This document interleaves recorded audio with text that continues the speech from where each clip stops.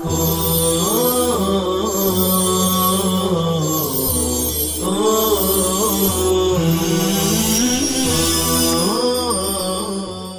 اللہ الرحمن الرحیم الحمد للہ وحدہ والصلاة والسلام علی من لا نبی بعدہ وصلی اللہ علی النبی الکریم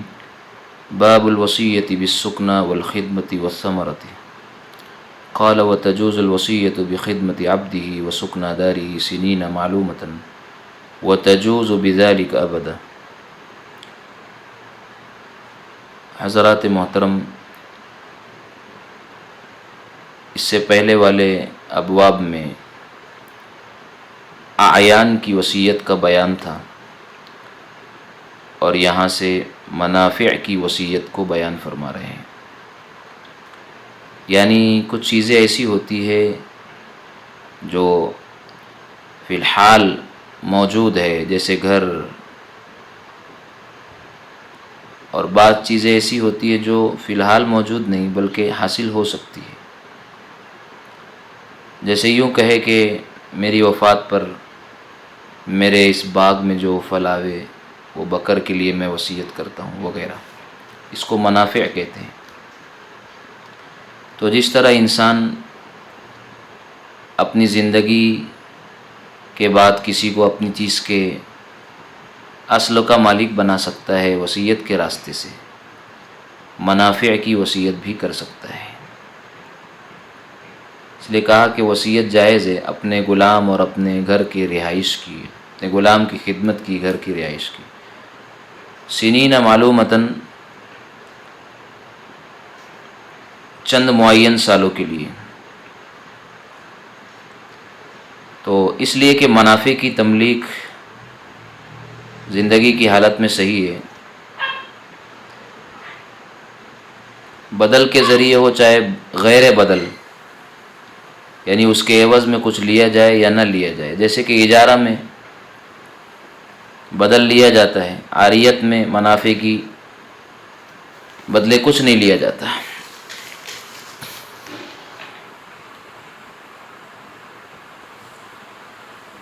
اب سوال یہ ہوگا کہ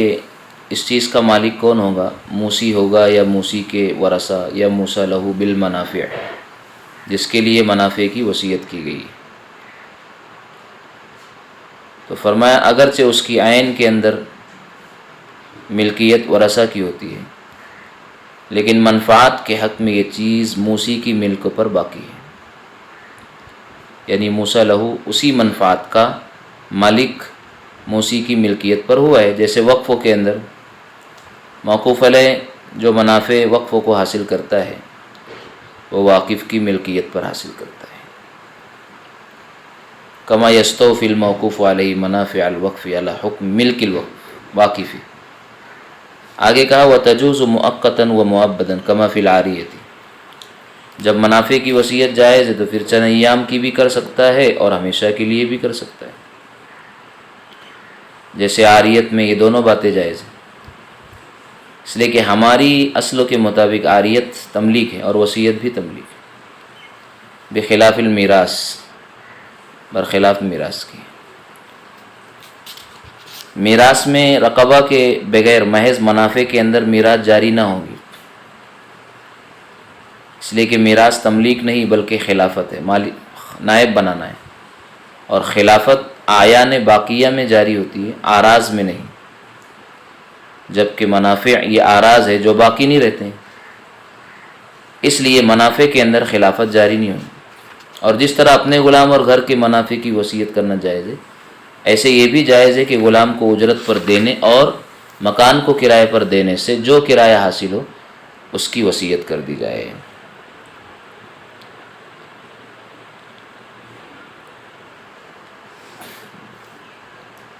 آگے کہا قال فإن خرجت رقبة العبد من الثلث يسلم إليه ليخدمه لأن حق الموصى له في الثلث لا يزاحمه الورثة۔ مثال دیتے ہیں، جیسے خالد نے، زید نے خالد کے لیے غلام کی خدمت کی وصیت کی اور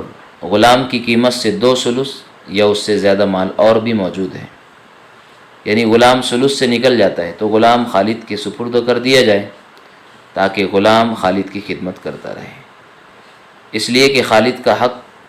ثلث میں ہے اور اس ثلث میں ورثہ اس کے مزاحم نہیں ہو سکتے ہیں۔ وَإِنْ كَانَ لَا مَالَ لَهُ غَيْرُهُ، اور اگر موسی کے پاس اس غلام کے علاوہ اور کوئی مال نہ ہو تو پھر یہ طریقہ اختیار کیا جائے گا کہ یہ غلام ورثہ کی خدمت 2 دن کرے گا اور خالد کی 1 دن، اس لیے کہ ورثہ کا حق ثلثان ہے اور خالد کا ثلث ہے، جیسے آیان کی وصیت میں ہوتا ہے، اور غلام کے 3 حصے اور اجزا کر کے بٹوارا نہیں ہو سکتا کیونکہ غلام غیر متجزی ہے، لہذا اب مہایات کے علاوہ اور کوئی چارہ نہیں ہے۔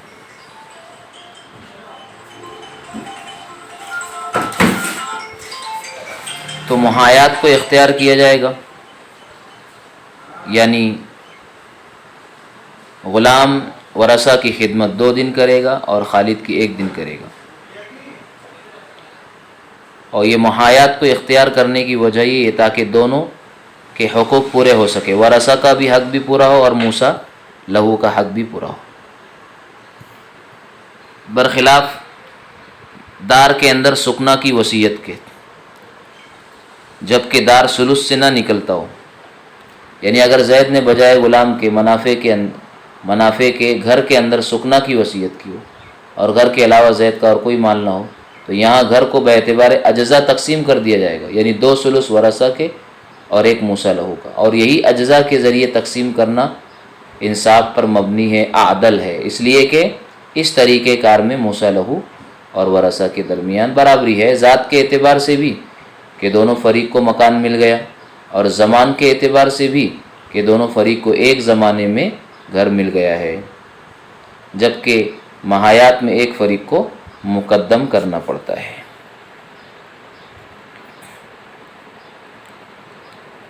لِأَنَّهُ لَا يَتَجَزَّأُ فَصِرْنَ إِلَى الْمَحَایَاتِ إِفَاءً لِحَقَّيْنِ بِخِلَافِ الْوَصِیَّةِ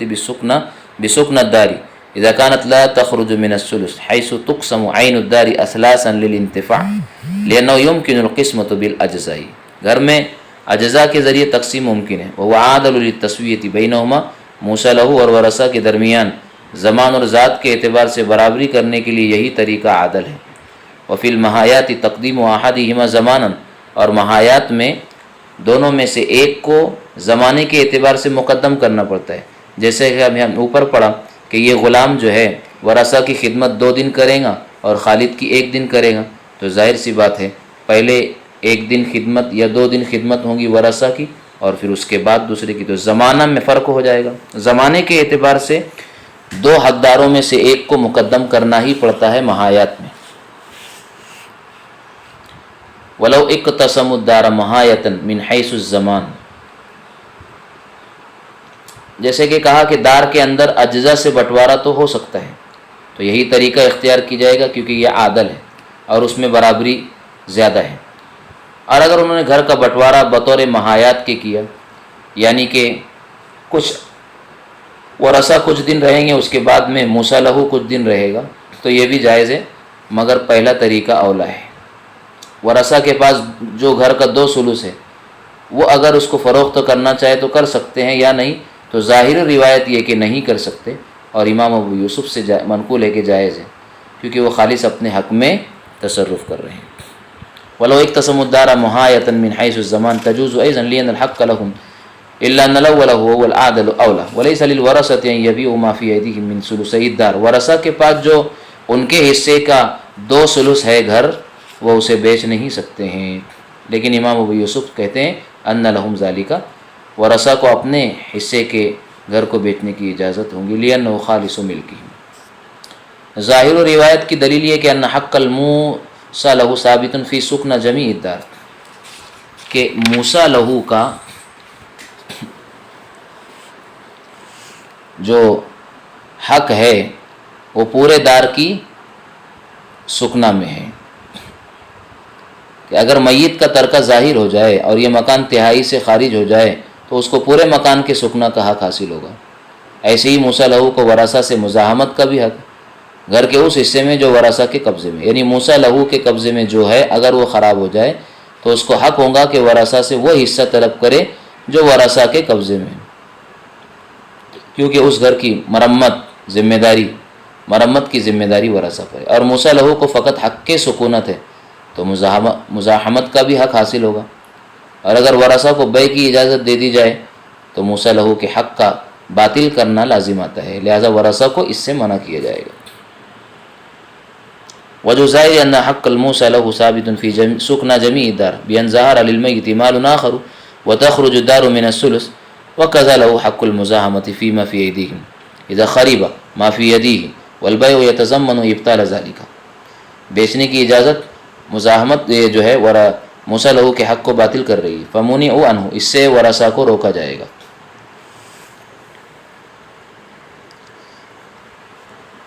قال فإن مات الموسیٰ لہو عاد إلى الورثة۔ اب کہتے ہیں کہ موسیٰ لہو کی موت سے موسیٰ بھی موسی کے ورثہ کی طرف لوٹ جائے گی۔ زید نے خالد کے لیے اپنے مکان میں رہنے کی وصیت کی تھی، اور زید کے انتقال کے بعد حسب وصیت خالد مکان میں رہتا ہے۔ اب خالد کا انتقال ہو گیا جو کہ موسیٰ لہو ہے، تو اب موسیٰ بھی یعنی وہ سکونت، وہ مکان کی رہائش موسی کے ورثہ کے حوالے ہو جائے گا وہ مکان، اس لیے کہ زید نے موسیٰ لہو کے لیے یہ وصیت کی تھی تاکہ وہ موسی کی ملک کے حکم پر اس سے رہنے کا فائدہ حاصل کرتا رہے۔ اب اگر موسیٰ بھی خالد کے ورثہ کو دے دیا جائے تو اس سے یہ لازم آئے گا کہ موسی کی رضامندی کے بغیر ابتدائی میں موسیٰ لہو کے ورثہ منافع کے مستحق ہو رہے ہیں، جبکہ یہ جائز نہیں ہے کہ مالک کی رضامندی کے بغیر ملکیت کا استحقاق حاصل ہو جائے، یہ جائز نہیں۔ لأن الموصي أوجب الحق للموصى له ليستوفي المنافع على حكم ملكه ولو انتقل إلى وارث الموصى له استحقها ابتداءً، یہ ابتدائی سے مستحق ہو جائیں گے من ملک الموصی، موسی کی ملکیت کے من غیر مرضاته، اس کی اجازت کے بغیر۔ ولو مات الموصى له في حیات الموصی، اب اگر زید کی زندگی میں خالد کا انتقال ہو گیا یعنی موسیٰ لہو کا، تو وصیت ہی باطل ہو جائے گی، کیونکہ وصیت بھی ایک عقد ہے جس میں ایجاب و قبول کی ضرورت ہے۔ موسی کا قول ایجاب ہے، اور بعد موسی کے مرنے کے بعد موسیٰ لہو کا اس ایجاب کو قبول کرنا کہلائے گا۔ اب موسی اپنی زندگی میں ایجاب کرتا ہے اور اس کا ظہور باعتبار اثر کے موسی کی موت کے وقت ہوتا ہے، اور یہاں موسیٰ لہو جب موسی کی زندگی ہی میں مر گیا تو موسی کا ایجاب باطل ہو گیا۔ لأن ایجابها تعلق بالموت على ما بیناه من قبل ولو اوصى بغلة عبده او داره فاستخدمه بنفسه او سكنها بنفسه قيل يجوز ذلك لأن قيمة المنافع كعينها في تحصيل المقصود۔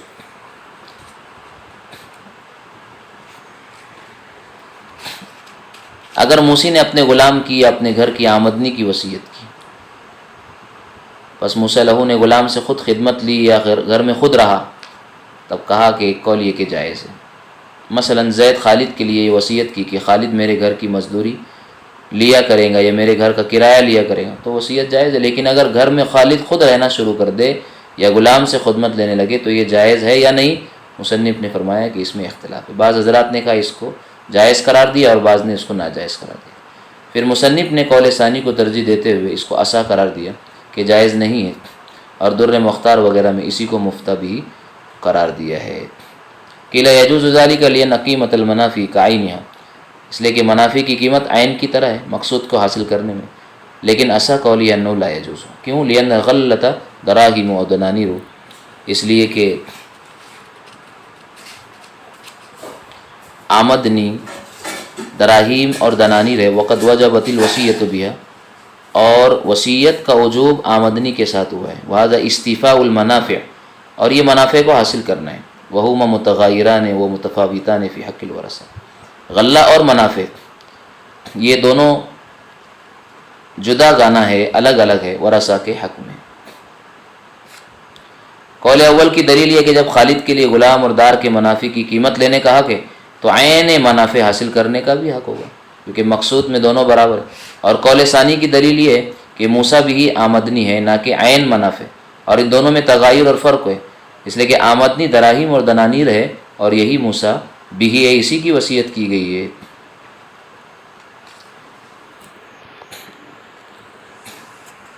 فإنه لو ظهر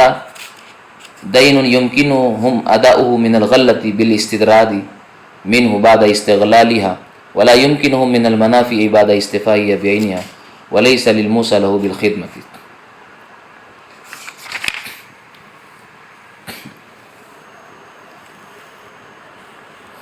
فرمایا کہ موسیٰ لہو بالخدمت والسکنہ کے لیے غلام یا گھر کو اجارے پر دینے کا حق نہیں ہے۔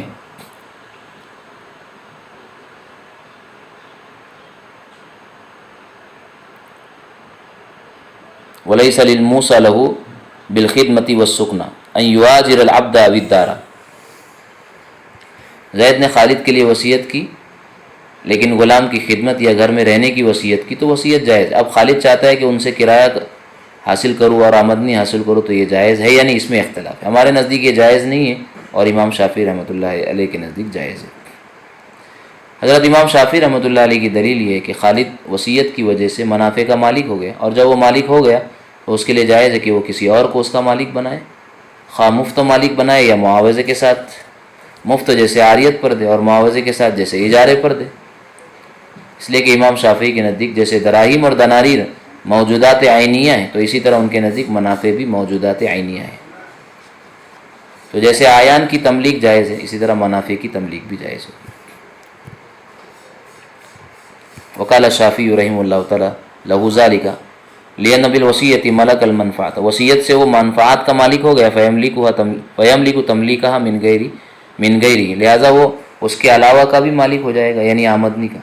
بدل کے ذریعے یا غیر بدل کے ذریعے، یعنی عاریت پر دے یا اجارے پر دے۔ لأنہا کالأعیان عندہ، حضرت امام شافعی کے نزدیک یہ اعیان کی طرح ہے، اعیان موجودہ کی طرح، بخلاف العاریت، ہاں عاریت کے برخلاف، لأنہا اباحۃ علی اصلہ ولیس بتملیک، اس لیے کہ عاریت کے اندر منافع کی اباحت ہوتی ہے اصل کو اپنی ملکیت پر باقی رکھتے ہوئے، اصل کا مالک نہیں بنتا ہے، صرف منافع کی اباحت ہوتی ہے، یعنی منافع سے فائدہ اٹھانے کا حقدار ہوتا ہے۔ ولانا ان الوصیۃ تملیک بغیر بدل مضاف الی ما بعد الموت، اناف کی دلیل دی جا رہی ہے، اس کا حاصل یہ ہے کہ وصیت منافع کمزور ہے اور کرایہ پر دینا قوی ہے، اور ضعیف قوی کا محتمل نہیں ہو سکتا، متحمل نہیں ہو سکتا، اس لیے کہ خالد جس کو منافع کی وصیت کی گئی وہ غلام اور دار کو اجارے پر دینے کا حقدار نہیں۔ اب اس حاصل کو جو ہے ہم اس کو عبارت پر منطبق کرتے ہیں کہ ان الوصیۃ تملیک بغیر بدل، وصیت تو بغیر بدل کے مالک بنانا ہے جو کہ موت کے بعد منسوب ہے، فلا یملک تملیک ہو ببدل، لہٰذا بدل لے کر کے مالک بنانے کا یہ ذمہ دار اور مالک نہیں ہوگا، اعتباراً بالاعارہ، عاریت پر قیاس کرتے ہوئے، فإنها تملیک بغیر بدل فی حالۃ الحیات علی اصلنا، اس لیے کہ اس لیے کہ اعارہ یعنی عاریت یہ مالک بنانا ہے بغیر بدل کے زندگی کے اندر، علی اصلنا اپنی ملکیت پر، ولا یملک المستعیر الاجارہ، مستعیر جس کو عاریت پر دیا گیا وہ اجارہ اجرت پر دینے کا مالک نہیں ہوتا ہے، لأنہا تملیک ببدل کذا، اس لیے کہ اجارہ یہ بدل لے کر مالک بنانا ہے۔ وتحقیق ہوا ان تملیک ببدل لازم، اس جواب کی تحقیق یہ ہے کہ تملیک بالبدل لازم ہے، لہذا تملیک بالبدل میں مملک مالک بنانے والا رجوع نہیں کر سکتا، اور تملیک بغیر البدل غیر لازم ہے، لہذا موصی کو رجوع کرنے کا حق حاصل ہوتا ہے، وبغیر بدل غیر لازم، ولا يملك الاقوى بالاضعف والاکثر بالاقل، اور یہ اصول مسلم ہے کہ آدمی کو اضعف و اقل کی وجہ سے اقوا اور اکثر کی ملکیت حاصل نہیں ہوتی، اور وصیت تو ایک تبرع ہے جو غیر لازم ہے، اور اجارہ عقد لازم ہے، لہذا وصیت کی وجہ سے موصی لہ اجارے کا حق نہیں رکھے گا، یعنی وہ اس کو اجارے پر نہیں دے سکتا ہے۔ والوصیۃ تبرع غیر لازم الا ان الرجوع للمتبرع لا لغیرہ، والمتبرع بعد الموت لا يمكنه الرجوع ولهذا انقطع۔ تبرع کے اندر رجوع کرنے کا حق فقط متبرع کو ہوتا ہے، اس کے علاوہ کو نہیں ہوتا، تو موصی کو حق تھا کہ وہ رجوع کرتا، لیکن جب موصی مر گیا تو موت کے بعد موصی کے رجوع کرنے کا امکان ختم ہو گیا، اسی کو کہا والمتبرع بعد الموت لا يمكنه الرجوع فلهذا انقطع۔ اما هو فی وضعہ فغیر لازم، اب رہی بات وصیت کی، تو وصیت اپنی وضع کے اعتبار سے غیر لازم عقد ہے، وَلِأَنَّ الْمَنْفَعَةَ لَيْسَتْ بِمَالٍ عَلَى أَصْلِنَا وَفِي تَمْلِيكِهَا بِالْمَالِ إِحْدَاثُ صِفَةِ الْمَالِيَّةِ فِيهَا تَحْقِيقًا لِلْمَسَاوَاةِ فِي عَقْدِ الْمُعَاوَضَةِ۔ یہ ہماری دوسری دلیل ہے، جس کا مطلب یہ ہے کہ اگر موسیٰ لہو بالخدمت والسکنہ کو اجارہ پر دینے کی اجازت دے دی جائے تو یہ خلاف اصول بات ہوگی، جس میں غیر مال کو مال بنانا لازم آئے گا، حالانکہ یہاں بنانے والے کو اس کا حق نہیں ہے۔ یعنی کہ عبارت دیکھیے، وَلِأَنَّ الْمَنْفَعَةَ لَيْسَتْ بِمَالٍ عَلَى أَصْلِنَا، منفعت یہ مال تو ہے ہی نہیں، وفی تملیکها بالمال احداث صفت المالیہ، اب مال لے کر مالک بنانے کی صورت میں اس میں صفت مالیت کو پیدا کرنا ہے، صفت مالیت کو پیدا کرنا ہے عقد معاوضہ میں مساوات کو ثابت کرنے کی غرض سے، تحقیقا للمساوات فی عقد المعاوضہ، فإنما تثبت هذه الولایۃ لمن یملکها تبعا لملک الرقبہ، بس یہ ولایت صرف اس شخصوں کو حاصل ہوتی ہے جو منفعت کا مالک ہوا ملک رقبہ کی تبعیت سے اور تابع ہو کر، او لمن یملکها بعقد المعاوضہ، یا اس شخص کو جو منفعت کا مالک ہوا عقد معاوضہ کی وجہ سے، حتی یکون مملکا لها بالصفۃ التي تملکها، یہاں تک کہ یہ شخص منفعت کا مملک ہو سکتا ہے اسی صفت کے ساتھ جس کے ساتھ وہ اس منفعت کا مالک ہوا ہے۔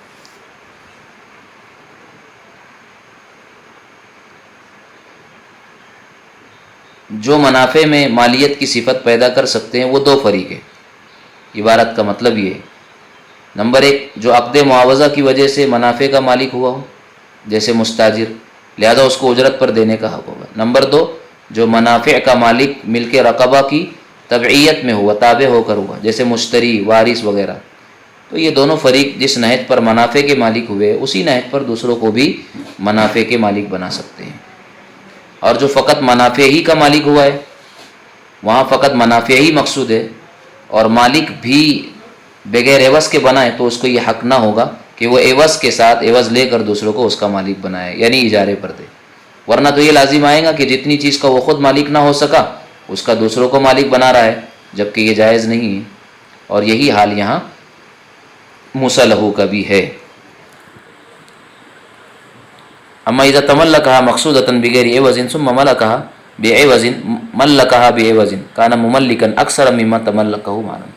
تو عوض کے ذریعے اگر دوسرے کو مالک بنائے گا تو یہ اس سے زیادہ کا مالک بنانا ہے جس کا کہ وہ خود مالک بنا نہیں ہے، وہذا لا یجوز، اور یہ بات جائز نہیں ہے۔ اس کے آگے والی عبارت انشاءاللہ ہم اپنے اگلے سبق میں پڑھیں گے، وما توفیقی الا باللہ۔